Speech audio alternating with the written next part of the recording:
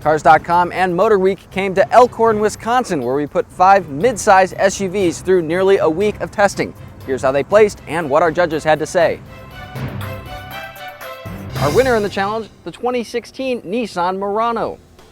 The Murano has a standout styling that sets it apart from the rest of its competitors. It's futuristic, and it really is a love it or hate it sort of thing, and I love it. However, that standout styling leads to a giant C-pillar. It makes that blind spot when you're looking over your shoulder impossible to see around. Because of that limited visibility, I found myself using the Around View monitor system a lot. It's really easy to find. You just hit the button on the multimedia system and you get a great view of what's going on around your car.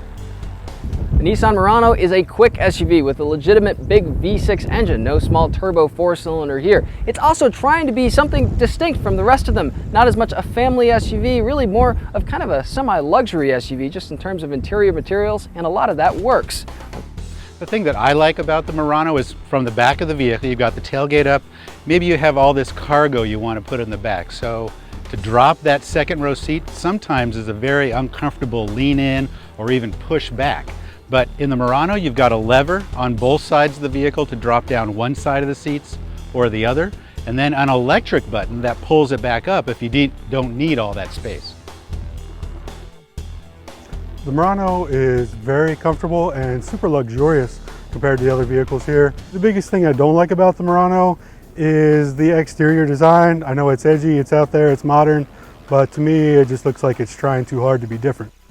In second place, the 2016 Ford Edge. The Edge is one of the wider midsize SUVs in this challenge, and because of that, it easily fits 3 car seats across the back seat. Coming into this, I wouldn't have put the Edge as one of my favorites, but it actually has one of the nicest rides, and dynamically, it handles very well. And one thing I didn't particularly like was the transmission. The shifter itself, it's really easy just to go right past D and into sport. And also when you're driving, going back and forth between drive and reverse, it takes forever for the transmission to respond. First of all, cabin material is really excellent, probably some of the best in this group overall. First-rate multimedia system too, a Sync 3 system from Ford really is a much better system than Ford's outgoing My Ford Touch. I don't really like the bathtub feel that I have when I'm trying to lift myself into that vehicle. However, the adaptive steering, this is a new feature that Ford has just had over the last couple of years, is amazing. I mean, it literally makes it feel like a different vehicle when you're going slow versus when you're driving at speed. And when you're in sport mode, everything tightens up a little bit well, but again, speed sensitive. That's very impressive technology. Placing a mid-pack third is the 2017 Kia Sorento. Going into this, I would have put the Sorento up near the top, but after driving it and spending more time with it, the ride, I don't know whether it's this trim level or this tire and wheel package, much rougher ride than I remember, especially going over harsh bumps, the rear suspension, incredibly noisy. The Kia Sorento has a pretty high quality cabin and quite a bit of cargo space as well. All the things that impress about the Sorento do sort of go away though once you start driving it. Unfortunately, the suspension allows just a degree of movement in the body over major bumps in the road that's totally missing in some of these other SUVs. Not the most comfortable on a road trip. The Sorento was the vehicle in this comparison test to me that felt most like a minivan. So it has that kind of vanilla personality to it. But what I did like is the interior. I think they've done an exceptional job of making both the navigation system and the HVAC controls underneath very easy to see and identify no matter what the conditions are outside. The Sorento looks like a much more expensive vehicle than what it really costs. It has this sophisticated grille and alloy wheels. One thing that stands out about the Sorento, and not in a good way, is the road noise. You hit the open highway and it gets really loud in the cabin. Coming in at fourth place is the 2017 Hyundai Santa Fe Sport. The Santa Fe Sport, compared to the others, just feels very cheap inside. Not at all what you expect compared to the others. The Hyundai Santa Fe Sport has a few highlights, among them handling, which is pretty good, and lots of storage spaces up front, including a nice big open storage tray ahead of those cup holders and gear shift.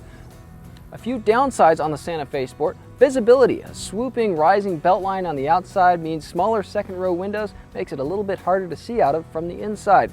Speaking of inside, those cabin materials have a lot of cheap kind of low rent plastics, and the seats, cheap grade of leather in our test car, and they're kind of tough and not very comfortable. Although the Santa Fe may be very fun to drive because it's so sporty, the jelly bean design look is not going to separate it from the crowd.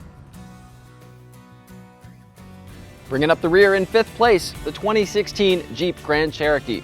With the Grand Cherokee, I like the fact that it's really the only true SUV of the bunch. Definitely has the off-road credentials, could haul more, tow more, and I like the more truck-like ride myself.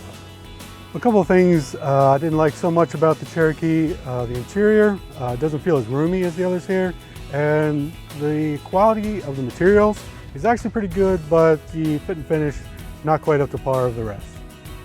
Grand Cherokee to me was the most claustrophobic for me when I was inside. It's very dark, not huge windows, so no matter whether you're looking in the rearview mirror or even out the sides, you're not going to be able to see a lot compared to some of the other vehicles in this segment.